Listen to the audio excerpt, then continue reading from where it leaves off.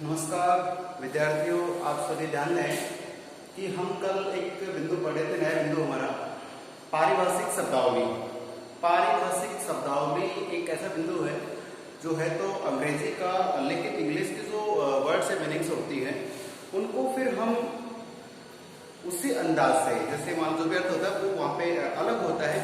यहाँ जो पारिभाषिक शब्दावली, सीधी बात है कि ऑफिशियल लैंग्वेज जो होती है, जैसे राजभाषा आयोग जो होता है या कोई भी डिपार्टमेंट होता है, वहां से किसी व्यक्ति विशेष को या ग्रुप को, सभी को सूचना भेजने के लिए कुछ अंग्रेजी के शब्दों का प्रयोग किया जाता है। वो शब्दावली मतलब अपन जनरली किसी का कुछ और लेते हैं, लेकिन यहाँ उस ऑफिस के हिसाब से उसका कुछ अलग मतलब होता है। तो ये हमसे अभी 12th में चल रही है, 11th में भी चल रही है, ध्यान रखें। तो ऐसे में क्या है कि पारिभाषिक शब्दावली का हमें ज्ञान होना चाहिए। मतलब साफ है कि एग्जाम में ये दो उठा के देंगे, एक एक नंबर की है, 4 भी ले सकते हैं नंबर, लेकिन अभी 2 का चल रहा है, 2 उठा के देंगे। एक का अर्थ होता है 1 नंबर, दूसरे का अर्थ होता है 2 नंबर। ठीक है, तो हमें ये कब याद हुए तब। हालांकि इंग्लिश का मुझे पता आपका जो वोकैबुलरी बहुत अच्छी है, बट फिर भी आपको ये जो पारिभाषिक शब्दावली के कुछ विशेष शब्द हमको याद रखना है। तो कल हमने एक वीडियो देख लिया था, आज का वीडियो देखिए, आप इसमें देखिए, मैं आपको बता दूंगा। और देखिए आज एक न्यूज़पेपर पढ़ना भास्कर का, उसमें एक वर्ड आया है ब्रोकर। ठीक है, तो ब्रोकर जो वही बात है, बात करें जैसे ब्रोकर क्या होता है, जो हैकर होता है या उसी प्रकार से ऐसे वर्ड आते जो हमें नहीं आते हैं, तो उनको हम देखेंगे। चलिए, तो ऐसे नए शब्दों का प्रयोग करना और फिर उसको अपने सब्जेक्ट में डालना की चीज है। तो सीधी बात है, इनको याद करना है। और ये इंग्लिश है, और इंग्लिश कहती है मुझे बार बार पढ़ोगे तो याद होगी, नहीं तो नहीं होगी। तो चलिए देखते, इसमें हिंदी के हिसाब से ही था, लेकिन यहाँ पे क्या है, अब देखें नॉमिनी। तो नॉमिनी एक वर्ड है जो जनरली आपने सुना होगा, लेकिन शायद हिंदी पूछे तो नहीं आएगा। तो नॉमिनी का जो अर्थ है, नॉमिनी है तो नॉमिनी भी लिख सकते हैं, बट इसका वास्तविक ऑप्शन में यदि वैसे पूछे तो क्या होता है, नामित या मनोनीत होता है। और जो पॉलिटिकल वाले स्टूडेंट्स हैं वो जानते हैं कि मनोनीत क्या होता है। ठीक है ना, मनोनीत सदस्य भी होते हैं। आप जानते हो कि लोकसभा में कितने, लोकसभा में भी राष्ट्रपति मनोनीत करता है और राज्यसभा में भी मनोनीत करता है। लोकसभा में 2 ही करता है, राज्यसभा में 12 सदस्यों को मनोनीत करता है। कौन? भारत का राष्ट्रपति। तो वो मनोनीत होता है, वो नॉमिनी एक वर्ड है। और ये चीज आपको एज यू बैंक में जाते हैं, लंबा पंचायत में, तो आपका अकाउंट खुलाया जाता है, तो उस अकाउंट में भी आपको नॉमिनी मांगा जाता है। एनीबडी, कोई व्यक्ति जाएगा, उसका नॉमिनी जरूरी है, किसको नॉमिनेट करना हो। ठीक है, तो एक्चुअली होता कैसे जी, बता दो कि जैसे आपने अकाउंट खुलाया, तो बाय द वे भगवान ना करे कुछ हो, बट किसी कारणवश आप उस अकाउंट को हैंडल नहीं कर पाता है, कुछ हो जाता है, हमारी बीमारी या लाइफ नहीं रहती है, उस समय वो आपका जो पैसा है वो किसे मिलेगा? अगर उस फॉर्म में आपने अपनी मम्मी को, पापा को, भैया, दीदी या पत्नी, किसी को हमने नॉमिनी बना दिया है, वो पैसे का अधिकार उसको मिल जाता है, वो पैसे का हकदार बन जाता है। तो नॉमिनी का मतलब नामित या हकदार होता है। चलिए आगे बढ़ते हैं। नोटिफिकेशन, अक्सर सुनते हैं नोटिफिकेशन आया है, तो नई भर्ती का नोटिफिकेशन आया है या कोई और आया है। क्या है नोटिफिकेशन? अधिसूचना होती है जो सबके लिए होती है। ठीक है, ध्यान रखिए, नोटिफिकेशन किसी डिपार्टमेंट से जारी होता है। एक part time, PART-TIME, part time. तो अक्सर आपने सुना होगा कि मैं पार्ट टाइम जॉब कर रहा हूँ, फुल टाइम जॉब कर रहा हूँ। तो ये पार्ट टाइम, फुल टाइम है, लेकिन इसका हिंदी जो मीनिंग क्या देखेंगे, तो देखिए पार्ट टाइम का होता है अंशकालिक। अंशकालिक कुछ समय, पार्ट टाइम तो 2 घंटे, 4 घंटे, 5 घंटे, तो पार्ट टाइम अंशकालिक होता है। इसका उल्टा करते हैं फुल टाइम, तो क्या हो जाएगा यहाँ पे, पूर्णकालिक। ठीक है, ध्यान रखना। तो इसका रिफ्यूजी, रिफ्यूजी आपने अक्सर मूवी देखी होगी, नाम सुना होगा, देखा होगा, लेकिन इसका अर्थ कंफ्यूज करता है। रिफ्यूजी कौन होता है? तो रिफ्यूजी होता है शरणार्थी। क्या होता है? शरणार्थी। जैसे मान लो कि अभी आपने देखा होगा, रिफ्यूजी मूवी भी है, आपने देखा होगा, उसमें कोई दूसरे देश की कुछ व्यक्ति हैं, वहां से उनको निकाल दिया जाता है, वो दूसरे देश में जाकर रहने का प्रयास करते हैं, तो वहां से उनका आना जाना, तो वो किसी देश में जाएंगे तो क्या कहलाएंगे? शरणार्थी कहलाएंगे। इस बात का ध्यान रखना। और हिंदुस्तान की एक लाजवाब कहानी भी है कि 1971 में, जो आप जानते हो कि पूर्वी पाकिस्तान था, उसके लोग हर दिन 10,000 की संख्या में इंडिया आने लग गए थे। तो रोजाना 10,000 आएंगे, फिर आप जानते हो कितनी जनसंख्या हमारी हो जाएगी। ऐसे में चलते तत्कालीन प्रधानमंत्री श्रीमती इंदिरा गांधी ने उन पर एक्शन लिया, उनको संभाला, पूछा, उसके बाद पूछा कि वजह क्या है। तो जो पाकिस्तान था उसके बाद 1971 युद्ध लड़ा गया था, और युद्ध लड़ने के बाद में इन रिफ्यूजीज को सुरक्षित रखा गया। और जब इनसे पूछा कि कहाँ रहना है, तो इन्होंने कहा हमें अपना ही देश बनाना है। तो यही वजह है कि जो बांग्लादेश की बात हम करते हैं, ठीक है, वो यही से बना है, किससे? पाकिस्तान का हिस्सा बना था, और इंडिया ने इसमें बहुत अच्छा अपना रोल अदा किया था। रिफ्यूजी शरणार्थी, शरण में आया हुआ। सेक्शन की बात करें तो अनुभाग होता है, किसी भी डिपार्टमेंट में सेक्शन होता है ना कि ये अलग सेक्शन, ये अलग सेक्शन। हाँ, ये बात अलग, स्कूल में सेक्शन होते हैं, सेक्शन ए बी सी तरह से होता है, तो अनुभाग होता है। ठीक है, चलिए एक होता है सेक्शन में सरचार्ज, ये एक ऑफिशियल लैंग्वेज का टॉपिक है। सरचार्ज होता है कि जैसे किसी डिपार्टमेंट में एक अधिकारी है, उस अधिकारी को अपने कुछ काम सौंपते हैं कि आपको ये ऐसे काम देनी है, ठीक है, वो करता रहता है। फिर मान लीजिए कि उसी डिपार्टमेंट में जो उससे बड़े बॉस थे वो ट्रांसफर हो गया या पद खाली हो गया, तो अब उस व्यक्ति पे उस अधिकारी का काम भी संभालना पड़ता है। ये कभी स्कूल्स में होता है कि एचएम, जैसे गवर्नमेंट स्कूल्स होते हैं, एचएम की पोस्ट खाली है और वहाँ पे एक सेकेंडरी टीचर आ गया है, ठीक है, या ग्रेड का आ गया है, लेकिन एचएम की पोस्ट खाली है, तो उसी व्यक्ति को बाहर दे देते हैं कि आपको ये काम भी संभालना पड़ेगा। तो वो सेक्शन में क्या होता है, सरचार्ज का अधिभार। ठीक है, बात करते हैं टेंडर, नाम सुना होगा टेंडर, इसको टेंडर मिल गया सीमेंट एजेंसी का या कुछ और कंपनी का मिल गया है। टेंडर का मतलब क्या होता है, टेंडर होता है कि एक ग्रुप में क्या होता है, ऑफिस के हिसाब से, मैनेजमेंट के हिसाब से एक सूचना निकलती है, उसे निविदा कहते हैं। क्या कहते हैं, निविदा। अक्सर रोजाना अखबार में आती है टेंडर, ये मिला इस तरह से, तो फिर उसमें फॉर्म भरने पड़ते हैं। और 12th क्लास के स्टूडेंट्स ध्यान दें, इसमें आपको क्या करना होगा, आपके स्पेशली 2004 नंबर का क्वेश्चन आएगा बोर्ड में कि निविदा क्या है, एक ड्राफ्ट बनाइए। तो निविदा का पूरा प्रपत्र आपको उसमें क्या क्या हमारे को चाहिए, उसमें जैसे मान लीजिए कि कंपनी का नाम होता है, कब पैसा पास होगा, कितना पैसा पास होगा, कैसे फॉर्म जमा कराए जाते हैं, सारी चीजें देखनी पड़ेगी। टेंडर का मतलब क्या होता है, निविदा। ठीक है, उसके बाद एक्ट। एक्ट को आपने, एक्ट इंग्लिश में होता है, एक्ट का मतलब क्या होता है, जैसे कार्य करना, ठीक, कोई भी कार्य करना होता है, एक्ट होता है। लेकिन मेरा मतलब ये है कि एक्ट का यहाँ जो हमारी परिभाषा है उसमें क्या है, अधिनियम बोलते ना, अधिनियम पारित हुआ है। ठीक है, चलिए, और मैं बता चुका हूँ, इसमें लिखा नहीं मैंने, बता दो आपको। बिल जो होता है, BILL, बिल का मतलब नोट कर लीजिए।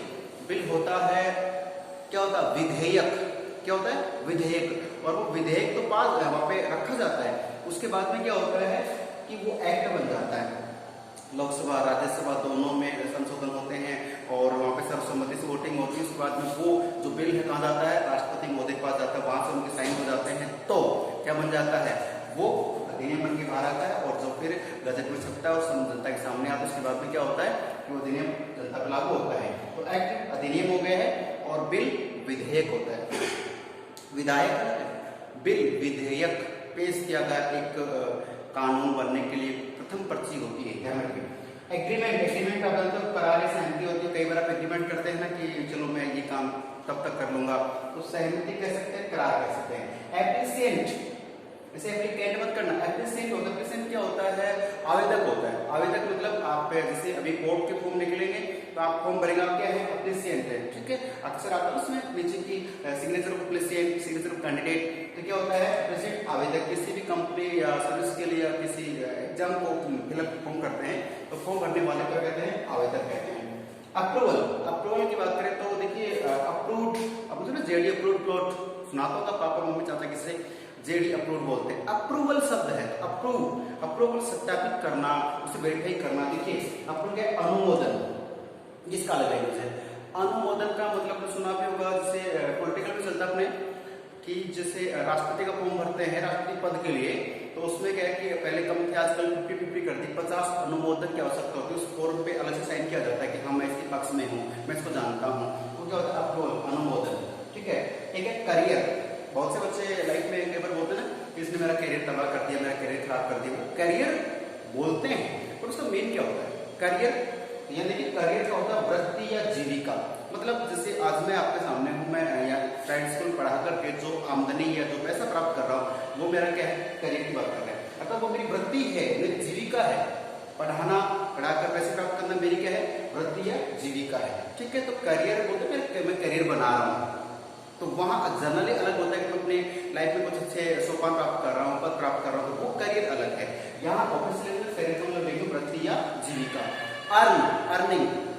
चलिए बात करेंगे कैजुअल लीव। कई बार आपने सुना होगा कि ऑफिस में होता है, हमारे भी होता है, सब जगह होता है, इसने CL ले ली, CL, ये पूरे डिपार्टमेंट को होता है CL। CL का मतलब छुट्टी होती है। अब CL को सिंपली तो क्लास लीव भी होती है, क्लास छुट्टी होती है, CL ले ली, इसकी CL लग गई है, इसकी PL लग गई, परसेंटेज।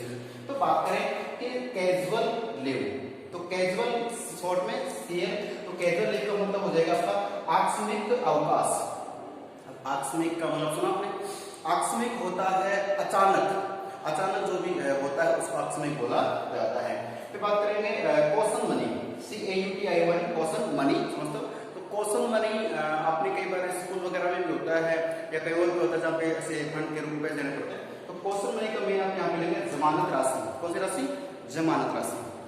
अक्सर कई बार हम गलती कर देते हैं, जैसे मान लीजिए हमारी गाड़ी पकड़ी गई है या फिर जेल में चले जाते हैं तो वहां पे जमानत देने पर उसे कॉशन मनी बोला जाता है। चलिए बात करते हैं आगे। ये देखिए डिस्प्यूट होना नहीं चाहिए, वैसे आपके और हमारे बीच तो होना ही नहीं चाहिए, बट मुझे लगता है हो रहा है। क्यों? इतना सारा पढ़ा तो दिया लेकिन आप याद नहीं करते हैं। ये डिस्प्यूट ही है क्या? हमारे बीच विवाद होने वाला है। जिस दिन आप इसको लाएंगे आप जानते हैं कि डिस्प्यूट होने वाला है। प्लीज जो बताया जाता है याद करें, समझे, पढ़े, नहीं है कि पूछें। डुप्लीकेट, अब आप बोलो से डुप्लीकेट हम कर लेंगे। डुप्लीकेट मतलब अनुलिपि, प्रतिलिपि, बोलते हैं फोटोकॉपी, फोटोस्टेट वगैरह वगैरह। तो फोटोकॉपी, फोटोस्टेट कुछ चीज अलग है, लेकिन अर्थ वही है। प्रतिलिपि तो ओरिजिनल उसका दूसरा उसके जैसा बनाना, ठीक है। तो डुप्लीकेट होने क्या होता है? अनुलिपि, ठीक है। ये एक वर्ड है जिसमें आपको बता दो, इसमें थोड़ी बिंदी का मिसप्रिंट है। क्या देखिए यहाँ पे दिख रहा है, यहाँ पे ये अलग हो गई है। अब देखिए इसमें FIGURES फिगर्स, बहुत सुना होगा, देखा भी होगा। तो फिगर्स मतलब आंकड़े होते हैं। जैसे इसका मेन क्या होता है वो अलग चीज है, लेकिन यहाँ पे फिगर्स और सब चीज होते हैं आंकड़े। हम जैसे गणित में अब रीजनिंग एक टॉपिक आता है, रीजनिंग पढ़ते हैं ना, तो उसमें फिगर्स होते हैं आंकड़े। तो जो भी आंकड़े 10, 20, 50 या कोई भी संख्या लिखते हैं आंकड़ों को फिगर्स बोलते हैं, ठीक है। और इसी का रीजनिंग में चलता है तो आकृतियां होती हैं। कुछ भी आकृति बना देते हैं, उसको बोलते हैं कि how many figures in this picture वगैरह। तो फिगर्स यानी आंकड़े, आकृति होती है। अपने पारिभाषिक हिसाब से कई बार आते हैं, ठीक है। चलिए कई बार वो ऑफिसर होता है, वो यूडीसी एलडीसी को पूछ लेते हैं कि चलो वहां पे इतना वर्कर्स ने काम किया तो वर्कर्स का फिगर क्या है, वर्कर्स की मतलब आंकड़े कितने कितने वर्कर्स काम कर रहे हैं, हमने जो पैसा भेजा कितना फिगर में है, राउंड फिगर में होता है ना। अगर पंप में तेल डलवाते हैं पंप पे तो राउंड फिगर होता है, मनसी की 100 है, 200 है, 500 है, वो राउंड फिगर में आता है। और उनमें 45 का डाल दो, 50 का डाल दो, अलग होता है, ठीक है। तो कंप्लीट राशि आंकड़े होते हैं, ध्यान रखना, ठीक है। आंकड़े ध्यान रखना। बात करें ऑथ, AOTH, ठीक है। OATH है, ये OATH है। तो ऑथ होती है भाई हमारी शपथ। आप भी कई बार सुबह लेते थे ना, सुबह भारत मेरा देश समस्त भारतीय भाई बहन वगैरह ना, IMD वगैरह। तो वो चीजें अब तो लॉकडाउन का चक्कर से सब कोरोना ने ऑथ लगा दी हमारी। खैर छोड़िए, ऑथ शपथ होती है, ठीक है। ये स्कूल से सिखाई जाती है आपको। और कुछ ऐसे होते हैं जो पॉलिटिकल साइंस पढ़ के क्या है कि नेता बनना है। तो नेता बनने के बाद भी आप जानते हो वहां पर प्रतिज्ञा होती हमारी। तो प्रतिज्ञा कहें, ऑथ कहें, बात हुई है, शपथ ग्रहण समारोह होता है। एक ऑफिशियल लैंग्वेज सुना होगा। ऑफिशियल लैंग्वेज का मतलब ऑफिशियल लैंग्वेज राजभाषा। कौन सी भाषा? राजभाषा। प्रश्न आ सकता है 12वीं क्लास में और 11वीं क्लास में कि राजभाषा क्या है। तो आप बताएंगे कि 14 सितंबर 1949 के बाद में जो हिंदी है उसको बनाते राजभाषा बनाया गया था। राजभाषा तो है ही। तो मतलब ऐसी भाषा जिस भाषा में राज काज कार्य संपादित किए जाते हैं। जैसे मान लो कोई भी जैसे भारत सरकार दिल्ली से कोई सूचना आती है तो उसकी जो भाषा होगी वो क्या होगी? राजभाषा होगी। लेकिन आप समझ हिंदी में आएगा, हिंदी में ऐसे ऐसे शब्द वो लिखेंगे कि आप सोचोगे कि ये शब्द कहाँ से आ गए हैं, ठीक है। तो यही वजह है कि बहुत कठिन शब्द भी होते हैं हिंदी में, लेकिन वो ऑफिशियल शब्द होते हैं, ठीक है। ऑफिशियल लैंग्वेज होती है, ठीक है, ध्यान रखना है। बर्खास्तगी लिख दिए कि इसकी बर्खास्तगी अनुमोदित की जाए, बर्खास्तगी स्वीकार्य हो। तो वो बर्खास्तगी क्या होती है? कई चीजें ऐसी होती है इसकी समझा जाती है, किसी की नहीं आती है। तो ये राजभाषा होती है, ऑफिशियल लैंग्वेज। चलिए बात करते हैं प्रिंसिपल। प्रिंसिपल तो आप सुना होगा, देखा होगा, बनने की चाह भी होगी ना, कभी कभी सोचते कि मैं भी हूँ, अच्छी बात है। प्रिंसिपल 2 होते हैं। अब आपको सर बहुत होते हैं, I know very well, but ध्यान दें प्रिंसिपल की स्पेलिंग PRINCIPAL है। AL है तब तो क्या है? प्रधानाचार्य है, ठीक है। प्रिंसिपल प्रधानाचार्य है हमारे साथ। और प्रिंसिपल PRINCIPLE, यहाँ पे देखिए ये L आपके लिए और ये E है। तो प्रिंसिपल यहाँ पे क्या होगा? आपका सिद्धांत हो जाते हैं, ठीक है। सिद्धांत है, आप कभी को लाइफ में कुछ सिद्धांत देंगे, मुझे ये नहीं करना वो करना, तो आपके कुछ प्रिंसिपल्स होते हैं, सिद्धांत होते हैं। तो LE आए तब क्या है? प्रिंसिपल सिद्धांत है। और AL आए तब क्या होता है? क्या होता है? प्रधानाचार्य। चलिए आगे देखते हैं। इसमें आपका ये है रजिस्ट्रेशन। तो रजिस्ट्रेशन आप कई बार करवाते हैं, जैसे मान लीजिए कि कोई बिजनेस पे होता है, ऑनलाइन बिजनेस होता है कि आप अपने ऑनलाइन बिजनेस करना चाहते हैं तो उसके लिए किसी भी कंपनी में आपको रजिस्ट्रेशन कराना पड़ता है, फॉर्म वगैरह कुछ डॉक्यूमेंट्स वगैरह देने पड़ते हैं, या फिर वैसे रजिस्ट्रेशन कराते हैं जैसे किसी रजिस्ट्री वगैरह रजिस्ट्रेशन वगैरह। तो पंजीयन इसका होता है, क्या होता है रजिस्ट्रेशन, पंजीयन। एक रजिस्टर में उसमें पूरी जानकारी देते हैं, रजिस्ट्रेशन बोला जाता है। ओके, उसके बाद देखते हैं हम वैकेंसी। क्या है वैकेंसी? तो वैकेंसी अक्सर आपने सुना होगा, सब लोग वैकेंसी पूछते हैं स्कूल में आएंगे, सर वैकेंसी है क्या, टीचर के लिए वैकेंसी है क्या, पीओन की वैकेंसी है क्या, या प्रिंसिपल से लिए पोस्ट के लिए क्या वैकेंसी। और 11th-12th में इंग्लिश में एक लेटर आता है 7 नंबर का, उसमें बाकायदा लिखा जाता है, ठीक है। आपके उसमें 2 चीज आती हैं, अपना आता है जिससे एक तो इंग्लिश का ही है वैकेंसी, समझ एक लेटर आता है, ठीक है, उससे ऑफिस लेटर में आप लेते हैं तो उसको सीवी बोलते हैं। क्या बोलते हैं? सीवी, कैरिकुलम उसे बोला जाता है, सीवी होता है। उसमें क्या होता है कि किसी कंपनी में अगर कोई वैकेंसी निकलती है तो अपना पूरा कंप्लीट बायोडाटा प्लस एक लेटर में लेटर लिखा जाता है कि मैं इस वैकेंसी देख के और रेटिंग देख के यहाँ पर अप्लाई करना चाहता हूँ और मुझे ये जॉब चाहिए। फिर आपको उसमें पूरा बायोडाटा उसमें लिखना होता है, वैकेंसी की बात करते हैं, ठीक है। तो ये देखिए आपके लिए एक टॉपिक है हमारा। तो ये वैकेंसी का मतलब होता है रिक्तियां होता है। क्या होता है? रिक्ति। अगर वैसे किसी कंपनी में जाके पूछे सर यहाँ रिक्तियां हैं क्या, तो देखिए वो सुनने वाला भी शक पका जाएगा, मतलब रिक्तियां, रिक्तियां तो नहीं भाई सर यहाँ पर वैकेंसी, अरे हाँ वैकेंसी तो है। तो एक्चुअली में हम इतने ज्यादा अंग्रेज हो गए हैं कि हमें उसका हिंदी आएगा, अंग्रेजी जरूर आती है, ठीक है। सलीका है, कोई बात नहीं है, कोई हवाई चल रही तो चलने दो। वैकेंसी मतलब रिक्ति, रिक्तियां, पोस्ट खाली है कि हाँ जी है, चलिए। और एक होता है रिक्रूटमेंट। रिक्रूटमेंट का मतलब होता है कि यहाँ पे नव या नई रिक्तियां है या नहीं है। तो जैसे गवर्नमेंट के पास कुछ पोस्ट खाली रहती है, उसके लिए गवर्नमेंट रिक्रूटमेंट निकालती है और उसका फिर नोटिफिकेशन जारी होता है, फिर फॉर्म अप्लाई किए जाते हैं और फिर फॉर्म के बाद में एग्जाम इंटरव्यूज होते हैं, फिर सिलेक्शन होता है, फिर उस रिक्ति को फिलअप किया जाता है, भरा जाता है। आगे चलते हैं, ये एक शब्द है वैसे आपको करने नहीं दिख रहा, क्रिटिसिज्म। क्रिटिसिज्म इसको बोलते हैं, ये आपको करनी नहीं है, ठीक है। क्या है? आलोचना, क्योंकि आलोचना करने से आप क्या बन जाते हैं, आप क्रिटिसिज्मिस्ट बन जाते हैं, आलोचक बन जाते हैं। तो वैसे करनी नहीं चाहिए और मैं कहूँगा करने भी चाहिए। अब आप हंस रहे होंगे कैसे सर के भी कह रहे हैं करनी नहीं चाहिए, फिर कहते करनी चाहिए। करनी चाहिए लेकिन सिर्फ खुद की, अपने टॉपिक की, अपनी कमियों की, अपनी अच्छाइयों की। तो वो क्या करते हैं? आलोचना, ठीक है। आलोचना कोई क्रिटिसिज्म। तो क्रिटिसिज्म पॉलिटिकल का एक छोटा सा बिंदु है। पॉलिटिकल में अगर किसी चैप्टर में आलोचना नहीं हुई तो फिर वो चैप्टर अधूरा ही मानते हैं। कोई भी एक सिद्धांत किसी ने कह दिया, कार्ल मार्क्स ने कुछ सिद्धांत दे दिया है, वर्ग संघर्ष का सिद्धांत दे दिया, पढ़ना ठीक से बुक में। कार्ल मार्क्स का सिद्धांत है वर्ग संघर्ष का सिद्धांत है, अतिरिक्त मूल्य का सिद्धांत है, कई सिद्धांत है। उसने तो सिद्धांत दिया, अब उसके जैसा दूसरा जो विद्वान है वो कहेगा नहीं आपकी बात है गलत है, वो क्या हो गई? आलोचना हो गई। उसके साक्षी दे देंगे ऐसा ऐसा हुआ है, ठीक है। तो क्रिटिसिज्म आलोचना होती है, इसका मतलब कोई लड़ाई करना नहीं होती कि हम बैग बांध लेते हैं दुश्मनी कर, नहीं। क्रिटिसिज्म आलोचना होती है। और यदि आप में से कोई भी स्टूडेंट्स शिक्षक लाइन में, टीचिंग लाइन में आना चाहता है तो ये आपको एक बीएड के दौरान टॉपिक मिलता है, क्रिटिसिज्म लेसन भी लगते हैं। एक व्यक्ति पढ़ा रहा है और बाकी 10 व्यक्ति पीछे बैठे हैं, तो उन व्यक्तियों का काम ये होता है उसकी आलोचना करने की, कहाँ कहाँ गलती कर रहा है, ठीक है। उस गलती को नोट करते हैं और फिर उसको बताते हैं कि आपने इतनी गलतियां की है।